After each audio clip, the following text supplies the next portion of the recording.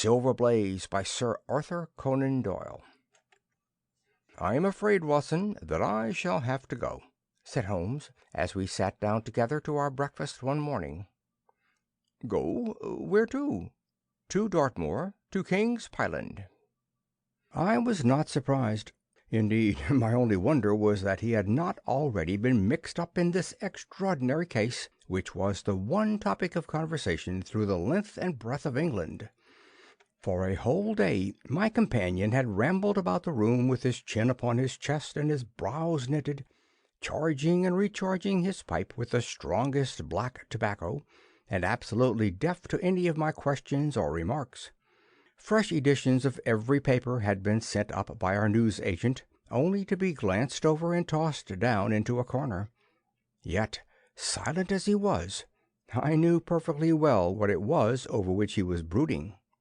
There was but one problem before the public which could challenge his powers of analysis, and that was the singular disappearance of the favourite for the Wessex Cup, and the tragic murder of its trainer. When, therefore, he suddenly announced his intention of setting out for the scene of the drama, it was only what I had both expected and hoped for. "I should be most happy to go down with you if I should not be in the way," said I. "My dear Watson, you would confer a great favour upon me by coming, and I think your time would not be misspent, for there are points about the case which promise to make it an absolutely unique one. We have, I think, just time to catch our train at Paddington, and I will go further into the matter upon our journey. You would oblige me by bringing with you your very excellent field-glass." And so it happened that an hour or so later I found myself in the corner of a first-class carriage, flying along en route for Exeter, while Sherlock Holmes, with his sharp, eager face framed in his ear-flapping travelling cap, dipped rapidly into the bundle of fresh papers which he had procured at Paddington. We had left reading far behind us before he thrust the last of them under the seat and offered me his cigar-case. "We are going well," said he, looking out the window and glancing at his watch. "Our rate at present is 53½ miles an hour." "I have not observed the quarter-mile posts," said I. "Nor have I, but the telegraph posts upon this line are 60 yards apart, and the calculation is a simple one." "I presume that you have looked into this matter of the murder of John Straker and the disappearance of Silver Blaze?" "I have seen what the Telegraph and the Chronicle have to say. It is one of those cases where the art of the reasoner should be used rather for the sifting of details than for the acquiring of fresh evidence. The tragedy has been so uncommon, so complete, and of such personal importance to so many people, that we are suffering from a plethora of surmise, conjecture, and hypothesis. The difficulty is to detach the framework of fact, of absolute, undeniable fact, from the embellishments of theorists and reporters. Then, having established ourselves upon this sound basis, it is our duty to see what inferences may be drawn, and what are the special points upon which the whole mystery turns. On Tuesday evening I received telegrams from both Colonel Ross, the owner of the horse, and from Inspector Gregory, who is looking after the case, inviting my cooperation." "Tuesday evening!" I exclaimed. "And this is Thursday morning? Why didn't you go down yesterday?" "Because I made a blunder, my dear Watson, which is, I am afraid, a more common occurrence than any one would think who only knew me through your memoirs. The fact is that I could not believe it possible that the most remarkable horse in England could long remain concealed, especially in so sparsely inhabited a place as the north of Dartmoor. From hour to hour yesterday I expected to hear that he had been found, and that his abductor was the murderer of John Straker. When, however, another morning had come, and I found that beyond the arrest of young Fitzroy Simpson nothing had been done, I felt that it was time for me to take action. Yet in some ways I feel that yesterday has not been wasted." "You have formed a theory, then?" "At least I have got a grip of the essential facts of the case. I shall enumerate them to you, for nothing clears up a case so much as stating it to another person, and I can hardly expect your cooperation if I do not show you the position from which we start." I lay back against the cushions, puffing at my cigar, while Holmes, leaning forward with his long, thin forefinger checking off the points upon the palm of his left hand, gave me a sketch of the events which had led to our journey. "Silver Blaze," said he, "is from the Isonomy stock, and holds as brilliant a record as his famous ancestor. He is now in his 5th year, and has brought in turn each of the prizes of the turf to Colonel Ross, his fortunate owner. Up to the time of the catastrophe, he was the first favourite for the Wessex Cup, the betting being 3-1 on him. He has always, however, been a prime favourite with the racing public, and has never yet disappointed them, so that, even at those odds, enormous sums of money have been laid upon him. It is obvious, therefore, that there were many people who had the strongest interest in preventing Silver Blaze from being there at the fall of the flag next Tuesday. The fact was, of course, appreciated at King's Pyland, where the Colonel's training stable is situated. Every precaution was taken to guard the favourite. The trainer, John Straker, is a retired jockey who rode in Colonel Ross's colours before he became too heavy for the weighing chair. He has served the Colonel for 5 years as jockey and for 7 as trainer, and has always shown himself to be a zealous and honest servant. Under him were 3 lads, for the establishment was a small one, containing only 4 horses in all. One of these lads sat up each night in the stable, while the other slept in the loft. All 3 bore excellent characters. John Straker, who is a married man, lived in a small villa about 200 yards from the stables. He has no children, keeps 1 maid servant, and is comfortably off. The country round is very lonely, but about half a mile to the north there is a small cluster of villas which have been built by a Tavistock contractor for the use of invalids and others who may wish to enjoy the pure Dartmoor air. Tavistock itself lies 2 miles to the west, while across the moor, also about 2 miles distant, is the larger training establishment of Mapleton, which belongs to Lord Blackwater, and is managed by Silas Brown. In every other direction the moor is complete wilderness, inhabited only by a few roaming gipsies. Such was the general situation last Monday night, when the catastrophe occurred. On that evening the horses had been exercised and watered as usual, and the stables were locked up at 9 o'clock. 2 of the lads walked up to the trainer's house, where they had supper in the kitchen, while the third, Ned Hunter, remained on guard. At a few minutes after 9, the maid, Edith Baxter, carried down to the stables his supper, which consisted of a dish of curried mutton. She took no liquid, as there was a water tap in the stables, and it was the rule that the lad on duty should drink nothing else. The maid carried a lantern with her, as it was very dark, and the path ran across the open moor. Edith Baxter was within 30 yards of the stables when a man appeared out of the darkness and called to her to stop. As he stepped into the circle of yellow light thrown by the lantern, she saw that he was a person of gentlemanly bearing, dressed in a grey suit of tweeds with a cloth cap. He wore gaiters and carried a heavy stick with a knob to it. She was most impressed, however, by the extreme pallor of his face and by the nervousness of his manner. His age, she thought, would be rather over 30 than under it. "Can you tell me where I am?" he asked. "I had almost made up my mind to sleep on the moor when I saw the light of your lantern." "You are close to the King's Pyland training stables," said she. "Oh, indeed! What a stroke of luck!" he cried. "I understand that a stable boy sleeps there alone every night. Perhaps that is his supper which you are carrying to him. Now, I am sure that you would not be too proud to earn the price of a new dress, would you?" He took a piece of white paper folded up out of his waistcoat pocket. "See that the boy has this to-night, and you shall have the prettiest frock that money can buy." She was frightened by the earnestness of his manner, and ran past him to the window through which she was accustomed to hand the meals. It was already open, and Hunter was seated at the small table inside. She had begun to tell him of what had happened when the stranger came up again. "Good evening," said he, looking through the window. "I wanted to have a word with you." The girl has sworn that as he spoke she noticed the corner of the little paper packet protruding from his closed hand. "What business have you here?" asked the lad. "It's business that may put something into your pocket," said the other. "You've 2 horses in the Wessex Cup, Silver Blaze and Bayard.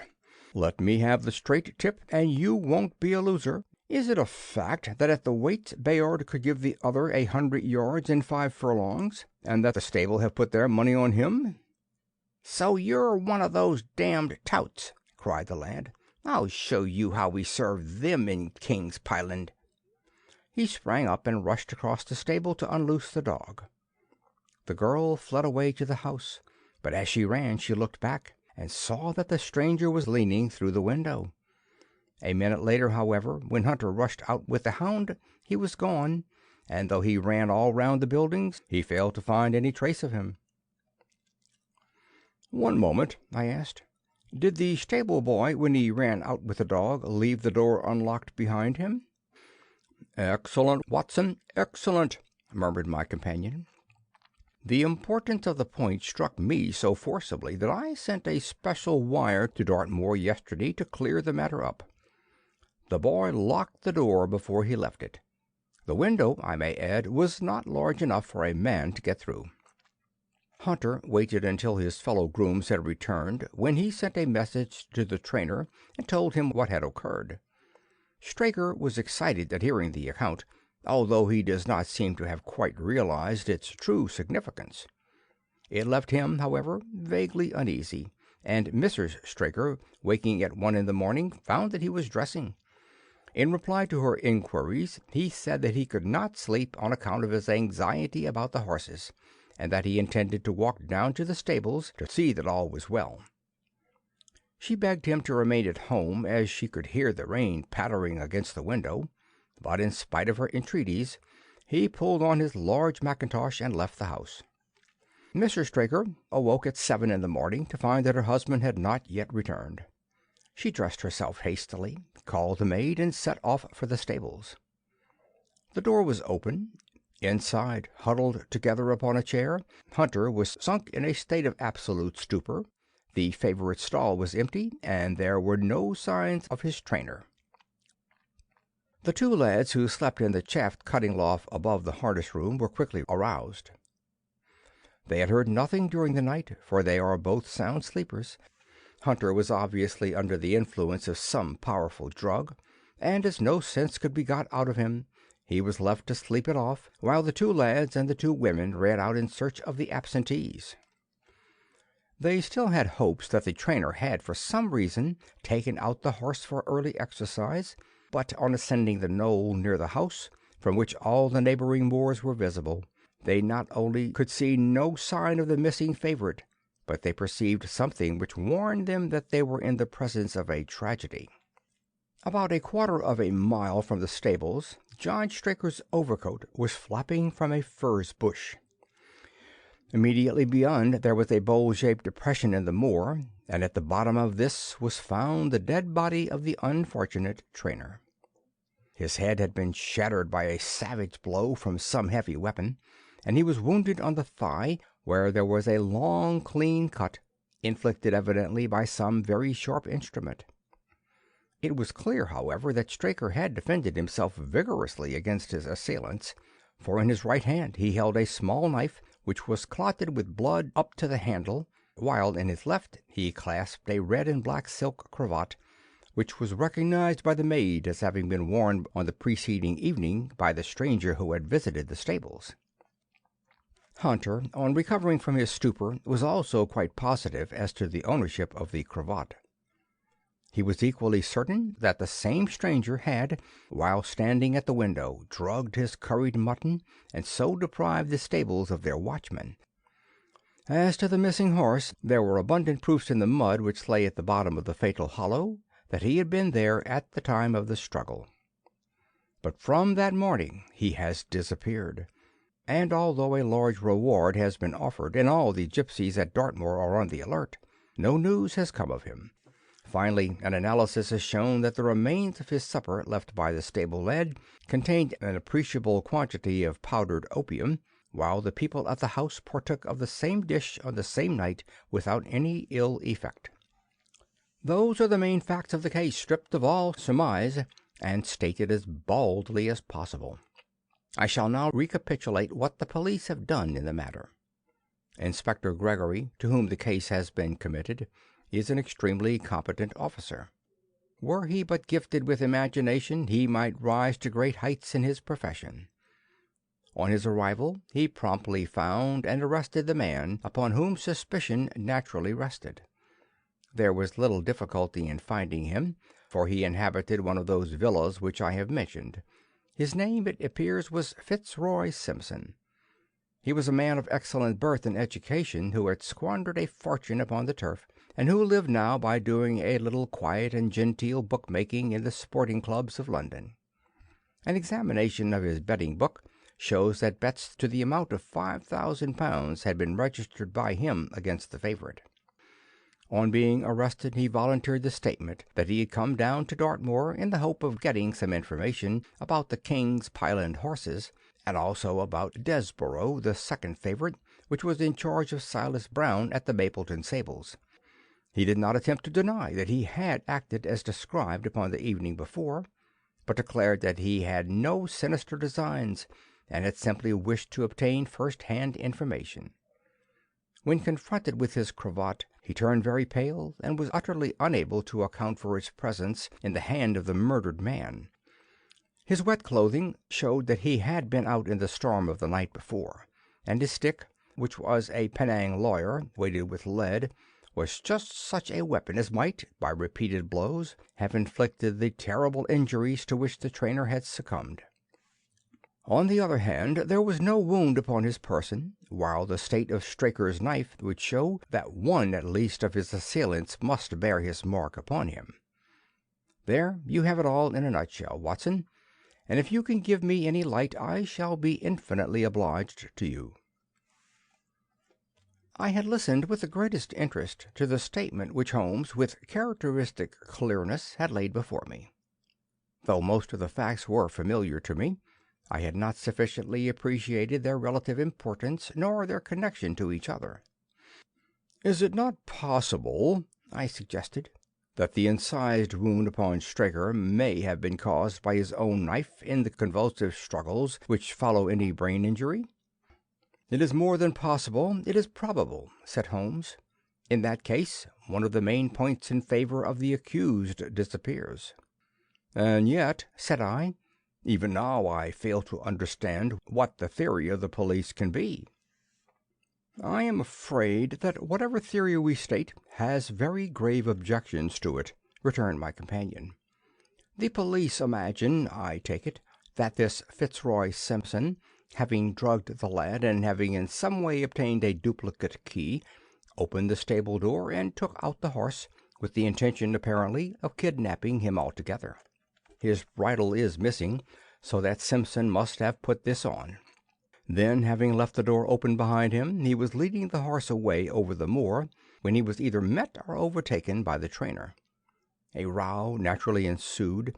Simpson beat out the trainer's brains with his heavy stick without receiving any injury from the small knife which Straker used in self-defence, and then the thief either led the horse on to some secret hiding-place, or else it may have bolted during the struggle, and be now wandering out on the moors.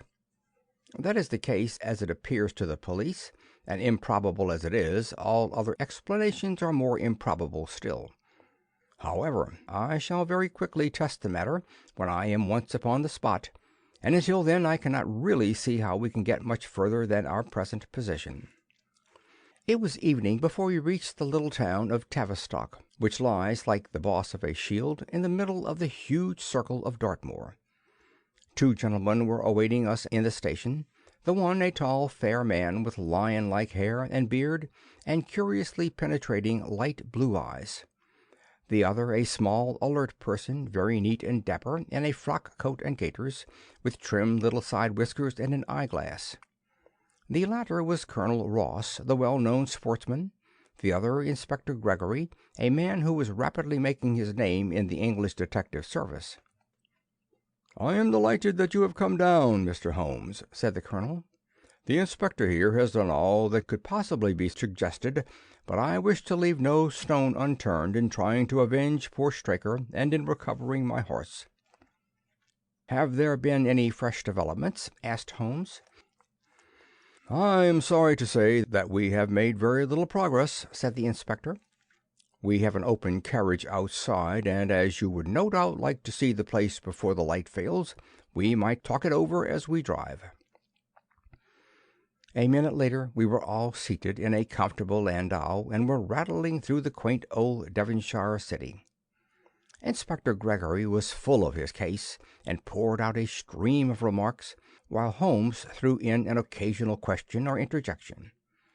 Colonel Ross leaned back with his arms folded and his hat tilted over his eyes, while I listened with interest to the dialogue of the two detectives. Gregory was formulating his theory, which was almost exactly what Holmes had foretold in the train. "The net is drawn pretty close round Fitzroy Simpson," he remarked, "and I believe that he is our man. At the same time, I recognize that the evidence is purely circumstantial, and that some new development may upset it." "How about Straker's knife?" "We have quite come to the conclusion that he wounded himself in his fall. My friend Dr. Watson made that suggestion to me as we came down. If so, it would tell against this man Simpson. Undoubtedly, he has neither a knife nor any sign of a wound. The evidence against him is certainly very strong. He had a great interest in the disappearance of the favorite. He lies under suspicion of having poisoned the stable boy. He was undoubtedly out in the storm. He was armed with a heavy stick, and his cravat was found in the dead man's hand. I really think we have enough to go before a jury." Holmes shook his head. "A clever counsel would tear it all to rags," said he. "Why should he take the horse out of the stable? If he wished to injure it, why could he not do it there? Has a duplicate key been found in his possession? What chemist sold him the powdered opium? Above all, where could he, a stranger in the district, hide a horse, and such a horse as this?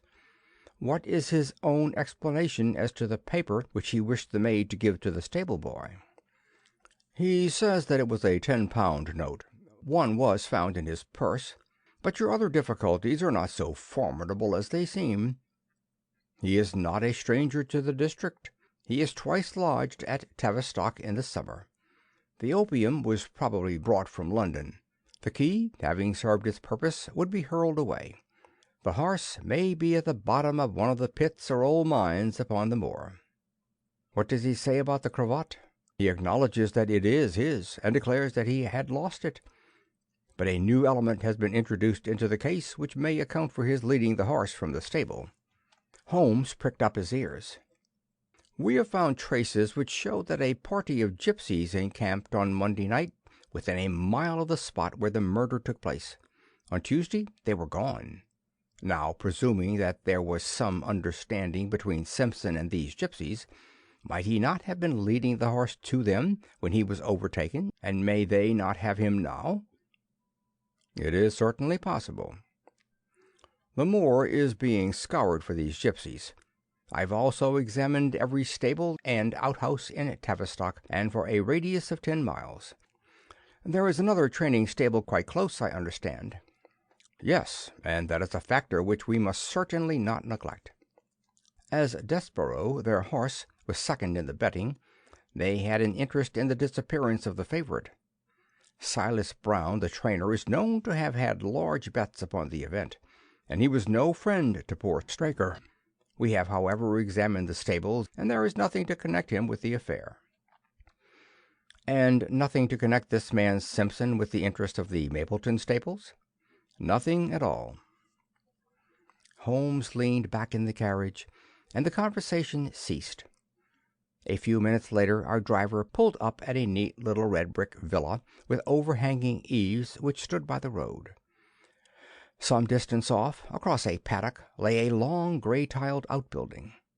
In every other direction the low curves of the moor, bronze-colored from the fading ferns, stretched away to the skyline, broken only by the steeples of Tavistock and by a cluster of houses away to the westward which marked the Mapleton stables. We all sprang out with the exception of Holmes, who continued to lean back with his eyes fixed upon the sky in front of him, entirely absorbed in his own thoughts. It was only when I touched his arm that he roused himself with a violent start and stepped out of the carriage. "Excuse me," said he, turning to Colonel Ross, who had looked at him in some surprise. "I was daydreaming." There was a gleam in his eyes and a suppressed excitement in his manner which convinced me, used as I was to his ways, that his hand was upon a clue, though I could not imagine where he had found it. "Perhaps you would prefer at once to go to the scene of the crime, Mr. Holmes," said Gregory. "I think that I should prefer to stay here a little and go into one or two questions of detail. Starker was brought back here, I presume?" "Yes, he lies upstairs. The inquest is tomorrow." "He has been in your service some years, Colonel Ross?" "I have always found him an excellent servant." "I presume that you made an inventory of what he had in his pockets at the time of his death, Inspector?" "I have the things themselves in the sitting-room, if you would care to see them." "I should be very glad." We all filed into the front room and sat around the central table while the inspector unlocked a square tin box and laid a small heap of things before us.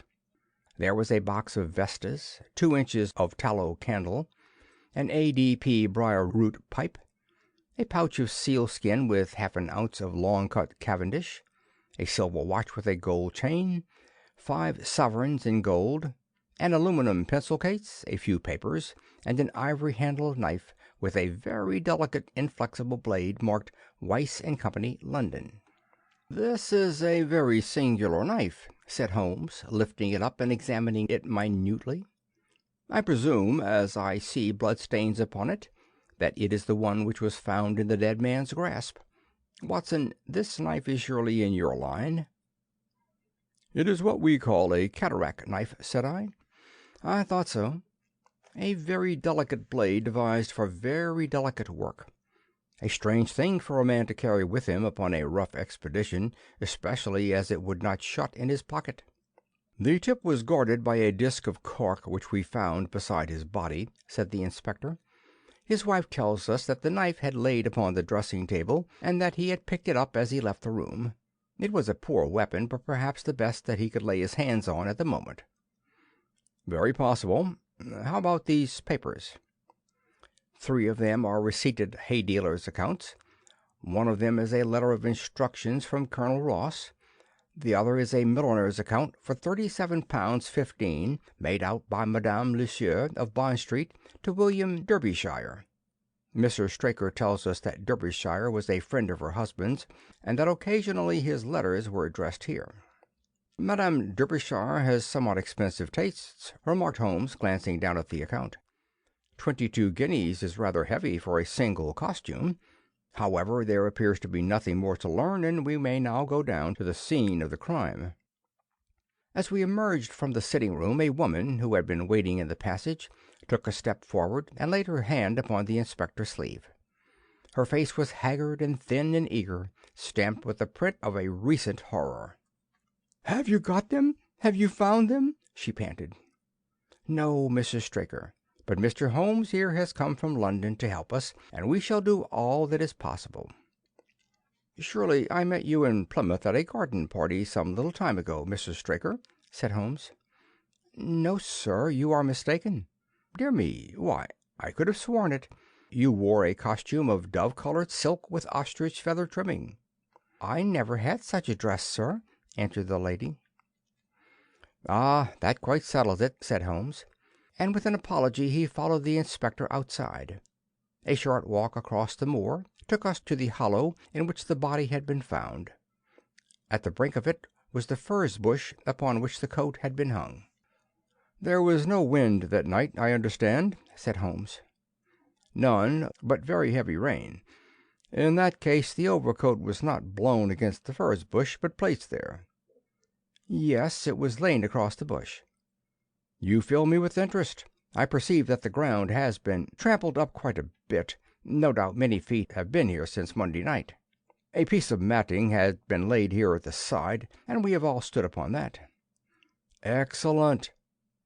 In this bag I have one of the boots which Straker wore, one of Fitzroy Simpson's shoes, and a cast horseshoe of silver blaze." "My dear Inspector, you surpass yourself." Holmes took the bag, and descending into the hollow, he pushed the matting into a more central position. Then, stretching himself upon his face and leaning his chin upon his hands, he made a careful study of the trampled mud in front of him. "Hullo!" said he suddenly. "What's this?" It was a wax vesta, half buried, which was so coated with mud that it looked at first like a little chip of wood. "I cannot think how I came to overlook it," said the inspector with an expression of annoyance. "It was invisible, buried in the mud. I only saw it because I was looking for it." "What? You expected to find it?" "I thought it not unlikely." He took the boots from the bag and compared the impressions of each of them with marks upon the ground. Then he clambered up to the rim of the hollow and crawled about among the ferns and bushes. "I'm afraid that there are no more tracks," said the inspector. "I have examined the ground very carefully for 100 yards in each direction." "Indeed," said Holmes, rising, "I should not have the impertinence to do it again after what you say. But I should like to take a little walk over the moor before it grows dark, that I may know my ground tomorrow, and I think that I shall put this horseshoe into my pocket for luck." Colonel Ross, who had shown some signs of impatience at my companion's quiet and systematic method of work, glanced at his watch. "I wish you would come back with me, Inspector," said he. "There are several points on which I should like your advice, and especially as to whether we do not owe it to the public to remove our horse's name from the entries for the cup." "Certainly not," cried Holmes with decision. "I should let the name stand." The colonel bowed. "I am very glad to have had your opinion, sir," said he. "You will find us at poor Straker's house when you have finished your walk, and we can drive together into Tavistock." He turned back with the inspector, while Holmes and I walked slowly across the moor. The sun was beginning to sink behind the stables of Mapleton, and the long sloping plain in front of us was tinged with gold, deepening into rich ruddy browns where the faded ferns and brambles caught the evening light. But the glories of the landscape were all wasted upon my companion, who was sunk in the deepest thought. "It's this way, Watson," said he at last. "We may leave the question of who killed John Straker for the instant, and confine ourselves to finding out what has become of the horse. Now, supposing that he broke away during or after the tragedy, where could he have gone to? The horse is a very gregarious creature. If left to himself, his instincts would have been either to return to King's Pyland or go over to Mapleton. Why should he run wild upon the moor? He would surely have been seen by now. And why should gipsies kidnap him? These people always clear out when they hear of trouble, for they do not wish to be pestered by the police. They could not hope to sell such a horse. They would run a great risk and gain nothing by taking him. Surely that is clear. Where is he, then? I have already said that he must have gone to King's Pyland or to Mapleton. He is not at King's Pyland. Therefore he is at Mapleton. Let us take that as a working hypothesis and see what it leads us to. This part of the moor, as the inspector remarked, is very hard and dry, but it falls away toward Mapleton, and you can see from here that there is a long hollow over yonder, which must have been very wet on Monday night. If our supposition is correct, then the horse must have crossed that, and there is the point where we should look for his tracks. We had been walking briskly during this conversation, and a few more minutes brought us to the hollow in question. At Holmes's request, I walked down the bank to the right, and he to the left, but I had not taken 50 paces before I heard him give a shout, and saw him waving his hand to me. The track of a horse was plainly outlined in the soft earth in front of him, and the shoe which he took from his pocket exactly fitted the impression. "See the value of imagination," said Holmes. It is the one quality which Gregory lacks. We imagined what might have happened, acted upon the supposition, and find ourselves justified. Let us proceed.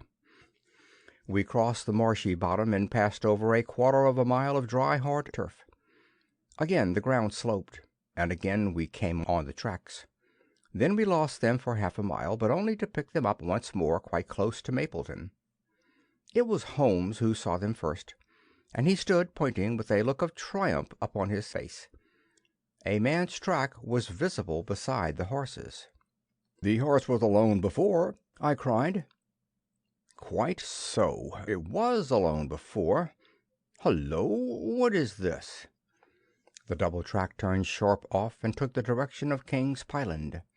Holmes whistled, and we both followed along after it. His eyes were on the trail, but I happened to look a little to one side, and saw, to my surprise, the same tracks coming back again in the opposite direction. "One for you, Watson," said Holmes, when I pointed it out. "You have saved us a long walk, which would have brought us back on our own traces. Let us follow the return track." We had not to go far. It ended at the paving of asphalt which led up to the gates of the Mapleton stables. As we approached, a groom ran out from them. "We don't want any loiterers about here," said he. "I only wish to ask a question," said Holmes, with his finger and thumb in his waistcoat pocket. "Should I be too early to see your master, Mr. Silas Brown, if I were to call at 5 o'clock tomorrow morning?" "Bless you, sir, if anyone is about he will be, for he is always the first stirring. But here he is, sir, to answer your questions for himself. No, sir, no, it is as much as my place is worth to let him see me touch your money. Afterwards, if you like." As Sherlock Holmes replaced the half-crown which he had drawn from his pocket, a fierce-looking elderly man strode out from the gate with a hunting-crop swinging in his hand. "What's this, Dawson?" he cried. "No gossiping. Go about your business. And you, what the devil do you want here?" "10 minutes' talk with you, my good sir," said Holmes in the sweetest of voices. "I've no time to talk to every gadabout. We want no strangers here. Be off, or you may find a dog at your heels." Holmes leaned forward and whispered something in the trainer's ear. He started violently and flushed to the temples. "It's a lie!" he shouted. "An infernal lie!" "Very good. Shall we argue about it here in public, or talk it over in your parlor?" "Oh, come in if you wish to." Holmes smiled. "I shall not keep you more than a few minutes, Watson," said he.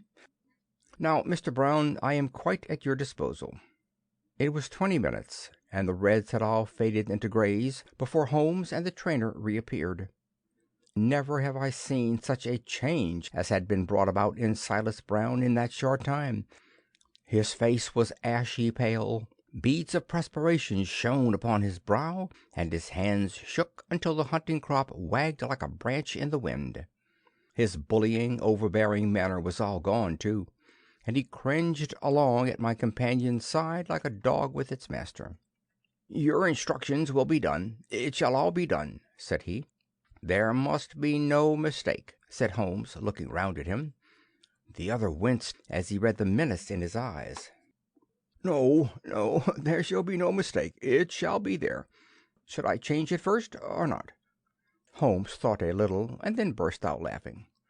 "No, don't," said he. "I shall write to you about it. No tricks now, or—" "Oh, you can trust me. You can trust me." "Yes, I think I can. Well, you shall hear from me tomorrow." He turned upon his heel, disregarding the trembling hand which the other held out to him, and we set off for King's Pyland. "A more perfect compound of the bully, coward, and sneak than Mr. Silas Brown I have seldom met with," remarked Holmes as we trudged along together. "He has the horse, then?" "He tried to bluster out of it, but I described to him so exactly what his actions had been on that morning that he is convinced that I was watching him. Of course, you observed the peculiarly square toes in the impressions, and that his boots exactly corresponded to them. Again, of course, no subordinate would have dared to do such a thing. I described to him how, when according to his custom he was the first down, he perceived a strange horse wandering over the moor. How he went out to it, and his astonishment at recognizing, from the white forehead which hath given the favourite its name, that chance had put in his power the only horse which could beat the one upon which he had put his money. Then I described how his first impulse had been to lead him back to King's Pyland, and how the devil had showed him how he could hide the horse until the race was over, and how he had led it back and concealed it at Mapleton. When I told him every detail, he gave up and thought only of saving his own skin. But his stables had been searched. Oh, an old horse-faker like him has many a dodge. But are you not afraid to leave the horse in his power now, since he has every interest in injuring it? My dear fellow, he will guard it as the apple of his eye. He knows that his only hope of mercy is to produce it safe. Colonel Ross did not impress me as a man who would be likely to show much mercy in any case. The matter does not rest with Colonel Ross. I follow my own methods and tell as much or as little as I choose. That is the advantage of being unofficial. I don't know whether you observed it, Watson, but the Colonel's manner has been a trifle cavalier to me. I am inclined now to have a little amusement at his expense. Say nothing to him about the horse. Certainly not without your permission. And of course this is all quite a minor point compared to the question of who killed John Strigger. And you will devote yourself to that? On the contrary, we both go back to London by the night train. I was thunderstruck by my friend's words. We had only been a few hours in Devonshire, and that he should give up an investigation which he had begun so brilliantly was quite incomprehensible to me. Not a word more could I draw from him until we were back at the trainer's house. The Colonel and the inspector were awaiting us in the parlour. "My friend and I returned to town by the night express," said Holmes. "We have had a charming little breath of your beautiful Dartmoor air." The inspector opened his eyes, and the Colonel's lip curled in a sneer. "So you despair of arresting the murderer of poor Straker?" said he. Holmes shrugged his shoulders. "There are certainly grave difficulties in the way," said he. "I have every hope, however, that your horse will start upon Tuesday, and I beg that you will have your jockey in readiness. May I ask for a photograph of Mr. John Straker?" The inspector took one from an envelope and handed it to him. "My dear Gregory, you anticipate all my wants. If I might ask you to wait here for an instant, I have a question which I should like to put to the maid." "I must say that I am rather disappointed in our London consultant," said Colonel Ross bluntly as my friend left the room.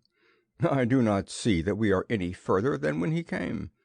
"At least you have his assurance that your horse will run," said I. "Yes, I have his assurance," said the Colonel with a shrug of his shoulders. "I should prefer to have the horse." I was about to make some reply in defence of my friend when he entered the room again. "Now, gentlemen," said he, "I am quite ready for Tavistock." As we stepped into the carriage, one of the stable lads held the door open for us. A sudden idea seemed to occur to Holmes, for he leaned forward and touched the lad upon the sleeve. "You have a few sheep in the paddock," he said. "Who attends to them?" "I do, sir." "Have you noticed anything amiss with them of late?" "Well, sir, not of much account, but 3 of them have gone lame, sir." I could see that Holmes was extremely pleased, for he chuckled and rubbed his hands together. "A long shot, Watson, a very long shot," said he, pinching my arm. "Gregory, let me recommend to your attention this singular epidemic among the sheep. Drive on, coachman." Colonel Ross still wore an expression which showed the poor opinion which he had formed of my companion's ability, but I saw by the inspector's face that his attention had been keenly aroused. "You consider that to be important?" he asked. "Exceedingly so. Is there any point to which you wish to draw my attention?" "To the curious incident of the dog in the night time." "The dog did nothing in the night time." "That was the curious incident," remarked Sherlock Holmes. 4 days later, Holmes and I were again in the train, bound for Winchester to see the race for the Wessex Cup. Colonel Ross met us by appointment outside the station, and we drove in his drag to the course beyond the town. His face was grave, and his manner was cold in the extreme. "I have seen nothing of my horse," said he. "I suppose that you would know him when you saw him?" asked Holmes. The colonel was very angry. "I have been on the turf for 20 years, and never was asked such a question as that before," said he. "A child would know Silver Blaze, with his white forehead and his mottled off foreleg." "How is the betting?" "Well, that is the curious part of it. You could have got 15 to 1 yesterday, but the price has become shorter and shorter, until you can hardly get 3 to 1 now." Said Holmes. "Somebody knows something, that is clear." As the drag drew up in the enclosure near the grandstand, I glanced at the card to see the entries. It ran: Wessex Plate 50 sov each HFT with 1,000 sovs added for 4 and 5-year-olds. Second, £300. Third, £200. New course, 1 mile and 5 furlongs. 1. Mr. Heath Newton's, the Negro, red cap, cinnamon jacket. 2. Colonel Wardlaw's pugilist, pink cap, blue and black jacket. 3. Lord Backwater's Desborough, yellow cap and sleeves. 4. Colonel Ross's Silver Blaze, black cap, red jacket. 5. Duke of Balmoral's Iris, yellow and black stripes. 6. Lord Singleford's Rasper, purple cap, black sleeves. "We scratched our other one and put all our hopes on your word," said the colonel. "Why, what is that? Silver Blaze favourite?" 5 to 4 against Silver Blaze, roared the ring. 5 to 4 against Silver Blaze. 5 to 15 against Desborough. 5 to 4 on the field. "There are the numbers up," I cried. "They are all 6 there." "All 6 there? Then my horse is running," cried the colonel in great agitation. "But I don't see him. My colours have not passed." "Only 5 have passed. This must be he."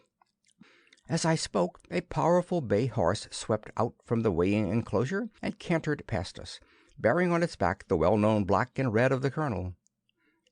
"That's not my horse," cried the owner. "That beast has not a white hair upon its body. What is this that you have done, Mr. Holmes?" "Well, well, let us see how he gets on," said my friend imperturbably. For a few minutes he gazed through my field-glass. "Capital! An excellent start!" he cried suddenly. "There they are, coming round the curve." From our drag we had a superb view as they came up the straight. The 6 horses were so close together that a carpet would have covered them, but halfway up the yellow of the Mapleton stable showed to the front. Before they reached us, however, Desborough's bolt was shot, and the colonel's horse, coming away with a rush, passed the post a good 6 lengths before its rival, the Duke of Belmore's Iris, making a bad third.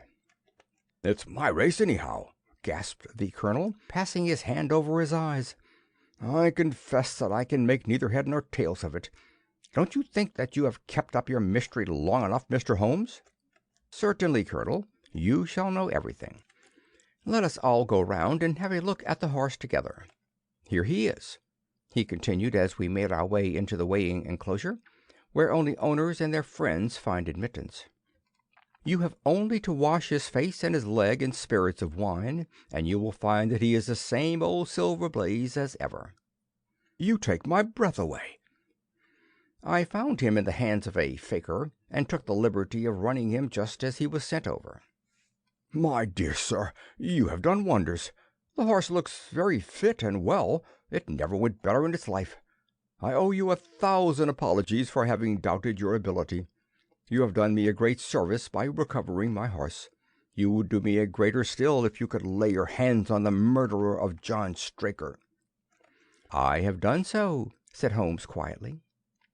The colonel and I stared at him in amazement. "You have got him? Where is he, then?" "He is here." "Here? Where?" "In my company at the present moment." The colonel flushed angrily. "Quite recognize that I am under obligations to you, Mr. Holmes," said he, "but I must regard what you have just said as either a very bad joke or an insult." Sherlock Holmes laughed. "I assure you that I have not associated you with the crime, Colonel," said he. "The real murderer is standing immediately behind you."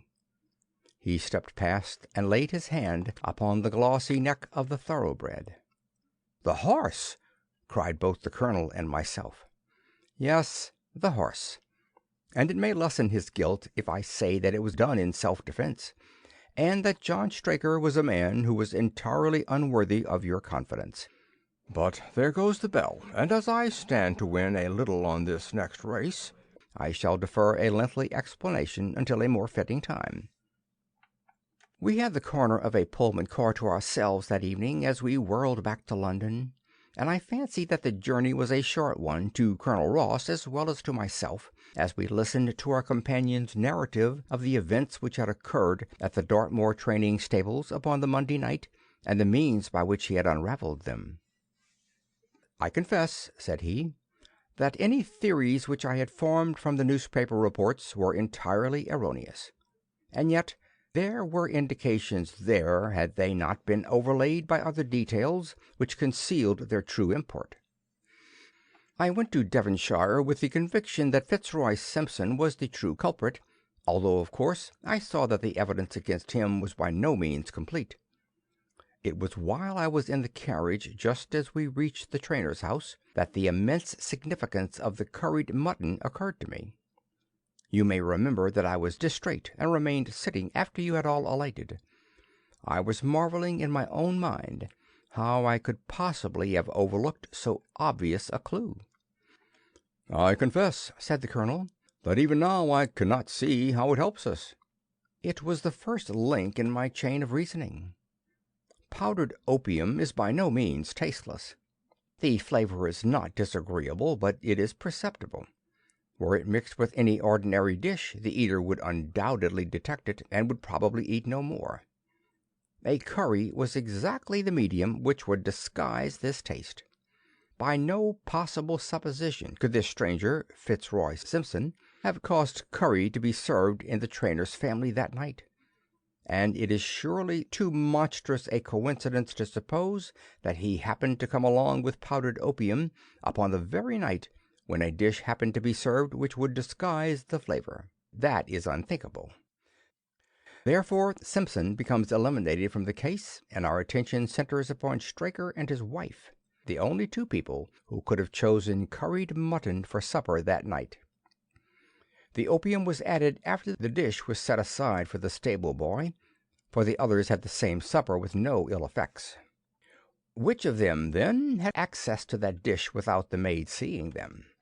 Before deciding that question I had grasped the significance of the silence of the dog, for one true inference invariably suggests others. The Simpson incident had shown me that a dog was kept in the stables, and yet, though someone had been in and had fetched out a horse, he had not barked enough to arouse the two lads in the loft. Obviously, the midnight visitor was someone whom the dog knew well. I was already convinced, or almost convinced, that John Straker went down to the stables in the dead of the night and took out Silver Blaze. For what purpose? For a dishonest one, obviously, or why should he drug his own stable boy? And yet I was at a loss to know why. There have been cases before now where trainers have made sure of great sums of money by laying against their own horses, through agents, and then preventing them from winning by fraud. Sometimes it is a pulling jockey, sometimes it is some surer and subtler means. What was it here? I hoped that the contents of his pockets might help me to form a conclusion. And they did so. You cannot have forgotten the singular knife which was found in the dead man's hand, a knife which certainly no sane man would choose for a weapon. It was, as Dr. Watson told us, a form of knife which is used for the most delicate operations known in surgery. And it was to be used for a delicate operation that night. You must know, with your wide experience of turf matters, Colonel Ross, that it is possible to make a slight nick upon the tendons of a horse's ham, and to do it subcutaneously, so as to leave absolutely no trace. A horse so treated would develop a slight lameness, which would be put down to a strain in exercise or a touch of rheumatism, but never to foul play. "Villain! Scoundrel!" cried the colonel. We have here the explanation of why John Straker wished to take the horse out to the moor. So spirited a creature would have certainly roused the soundest of sleepers when it felt the prick of the knife. It was absolutely necessary to do it in the open air. "I have been blind!" cried the colonel. "Of course, that was why he needed the candle and struck the match." "Undoubtedly. But in examining his belongings I was fortunate enough to discover not only the method of the crime, but even its motives. As a man of the world, Colonel, you know that men do not carry other people's bills about in their pockets. We have most of us quite enough to do to settle our own. I at once concluded that Straker was leading a double life and keeping a second establishment. The nature of the bill showed that there was a lady in the case, and one who had expensive tastes. Liberal as you are with your servants, one can hardly expect that they can buy 20-guinea walking dresses for their ladies.